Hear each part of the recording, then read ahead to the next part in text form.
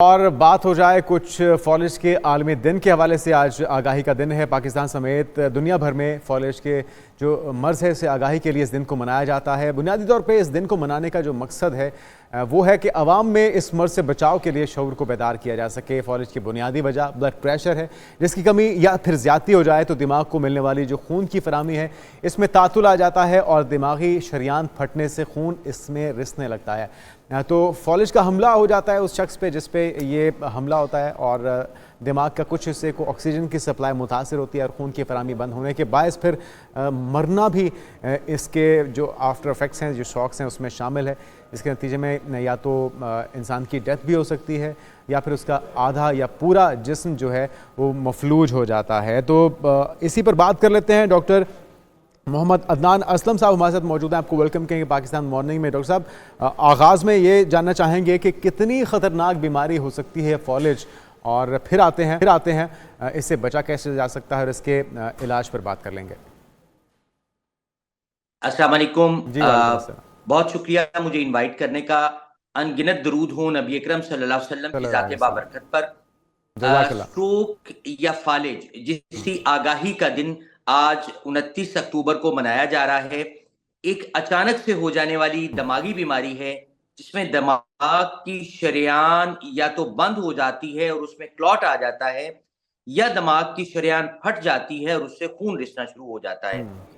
फालिज stroke या फाजिल की वो किस्म जिसमें दिमाग की शरेयान बंद हो जाती है और उसमें क्लॉट आ जाता है, खून का लोथड़ा फंस जाता है और दिमाग को खून की फराहमी रुक जाती है, वो अमूमी तौर पर 85% लोगों में होती है। 85% लोगों में ये किस्म होती है। अच्छा। और फालिज की वो किस्म जिसमें दिमाग की शरेयान फट जाती है और उससे खून रिसना शुरू हो जाता है, वो तकरीबन 15% लोगों में होती है। और वो 15% लोग कौन होते हैं डॉक्टर साहब, जरा 16 इस पे भी रोशनी डालिएगा।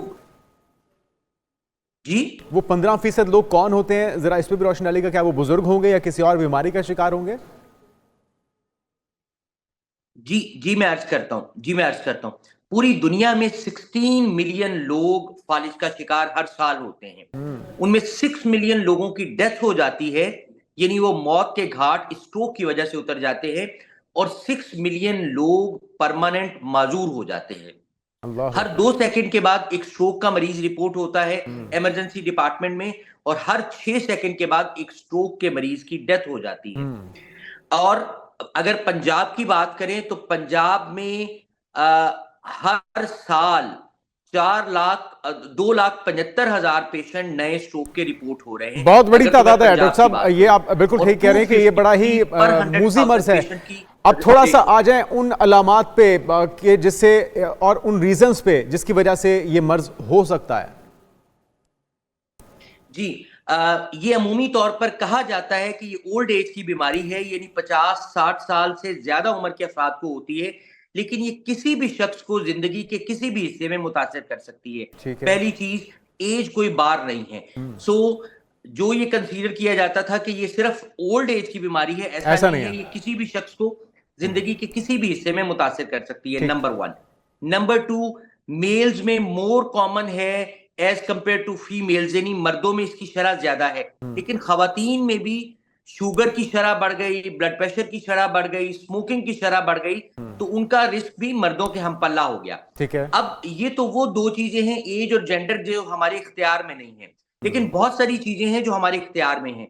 जैसे अगर आपको शुगर का मसला है और आपकी शुगर कंट्रोल नहीं रहती, अगर आपको बुलंद फशारे खून का प्रॉब्लम है और आपका ब्लड प्रेशर कंट्रोल नहीं रहता, अगर खुदा ना खास्ता आपको कोई दिल का मर्ज लाहक है और आपके दिल के पट्टे कमजोर हैं, या दिल की धड़कन बेतरतीब होती है, या खुदा ना खास्ता आपको हार्ट अटैक हुआ है, या दिल का कोई और मर्ज लाहक है, फॉलिज होने के इम्कान ज्यादा होंगे। अच्छा डॉक्टर साहब, थोड़ा सा इसको एलैबोरेट कर देते हैं तो आपको आम लोगों की जिसे डॉक्टर साहब का रिस्क बहुत ज्यादा है। आप कह रहे हैं कि जिसे शुगर होगा, जिसे दिल का कोई आर्जा लाहक है, जिसका ब्लड प्रेशर का मसला है, उसके अंदर चांसेस ज़्यादा होंगे इस मर्ज़ के होने के। तो उन लोगों को क्या ख़ास एहतियात करनी होगी फिर कि उन्हें फॉलिज ना हो जाए? जी, ये तो वो टारगेट लोग हैं। मैं थोड़ी सी बात कंप्लीट कर लूं, फिर मैं आपको बताता हूं कि इसकी प्रिवेंशन कैसे की जा सकती है। और आपको बहुत खुशी होगी ये सुन के कि इतने बड़े डाटा के साथ ही 90% लोगों में स्ट्रोक प्रिवेंटेबल है, यानी काबिल बचाव है। ठीक। अगर आप सिगरेट स्मोकिंग करते हैं, अगर खुदा ना खास्ता आप ड्रिंकिंग करते हैं, आप सेडेंटरी लाइफस्टाइल यानी सहल पसंद जिंदगी आपकी ज्यादा है, ऑफिस वर्क ज्यादा है, आपका मैनुअल वर्क या हाथ से करने वाला काम जो है वो कम है, तो आपको आम आदमी की निस्बत रिस्क स्ट्रोक का बहुत ज्यादा है, आम आदमी की निस्बत बहुत ज्यादा है। अब सवाल आपने ये किया कि जिनको शुगर है, ब्लड प्रेशर है, ये दिल का मर्ज लाक है, या वो अगर स्मोकिंग करते हैं या ड्रिंकिंग करते हैं या सेल्फ एहतियात क्या करें, गुजारते हैं, तो क्या ऐसा करें कि जिसके साथ इनका स्ट्रोक का रिस्क कम हो जाए। सबसे पहली चीज, अगर आपको शुगर का प्रॉब्लम है तो आप शुगर की अद्वियात बाकायदगी से इस्तेमाल करें, शुगर को वेल कंट्रोल रखें, टाइट कंट्रोल रखें शुगर का। बुलंद फशारे खून का, हाइपरटेंशन का प्रॉब्लम, हाई ब्लड प्रेशर का प्रॉब्लम कंट्रोल रखें, अपनी अद्वियात बाकायदगी से खाएं, दिल की अद्वियात बाकायदगी से खाएं और अपने कार्डियोलॉजिस्ट के साथ राब्ते में रहें। अपनी डाइट में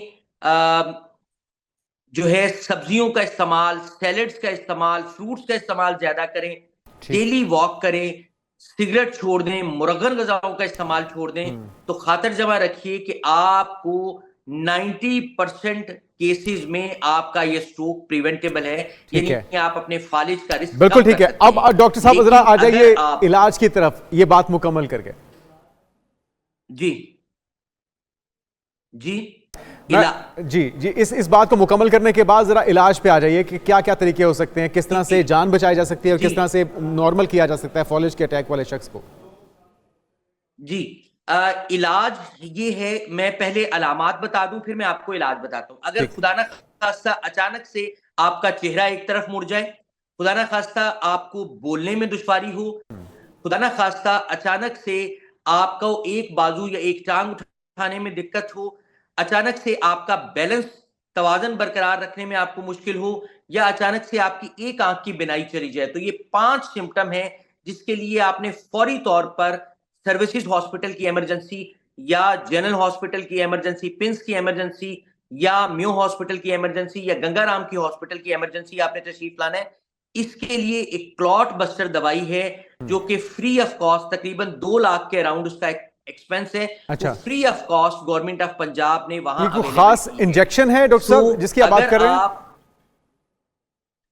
जी, मैंने कहा अगर आपको इन सिम्टम्स, ये 5 सिम्टम के होने के 3 से 4.5 घंटे के अंदर आप इन हॉस्पिटल्स की emergency, services hospital, Gangaram hospital, pins और जो Punjab institute of neuro sciences है और म्यो हॉस्पिटल की इमरजेंसी आ जाते हैं, तो ये क्लॉट बस्टर दवाई आपको बिल्कुल फ्री ऑफ कॉस्ट अवेलेबल है। ठीक है, ये आप लाहौर की बात कर रहे हैं, लाहौर में सारे हॉस्पिटल्स, बिल्कुल ठीक। पूरे पंजाब में 12 सेंटर्स में ये इन अद्वियात को, ये जो क्लॉट बस्टर दवाई है जो कि कॉस्टली दवाई है और तकरीबन 2 लाख के करीब इसकी प्राइस है, इसको फ्री ऑफ कॉस्ट जो है वो वहां मुहैया किया है। दुरुस्त।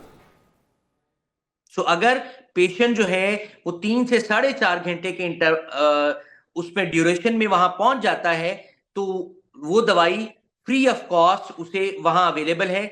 इसके नतीजे में क्या होगा कि फालिज से होने वाली मजूरी से भी बचा जा सकता है और फालिज से होने वाली अमवात से भी बचा जा सकता है। बिल्कुल ठीक। बहुत शुक्रिया डॉक्टर मोहम्मद अदनान असलम साहब मौजूद थे और बर वक्त इलाज जो है इस मूसी मर्ज से, इस जानलेवा मर्ज से आपको निजात दिला सकता है। और अपनी डाइट को अच्छा रखिए, वर्कआउट कीजिए, एक्सरसाइज कीजिए, वॉक कीजिए, ताकि आप इस तरह के जो अमराज हैं, जो बीमारियां हैं, उनसे बच सकें और अपने प्यारों को भी ये लाइफस्टाइल अपनाने का कहिए ताकि आप मज़ीद बीमारियों से भी महफूज रह सकें।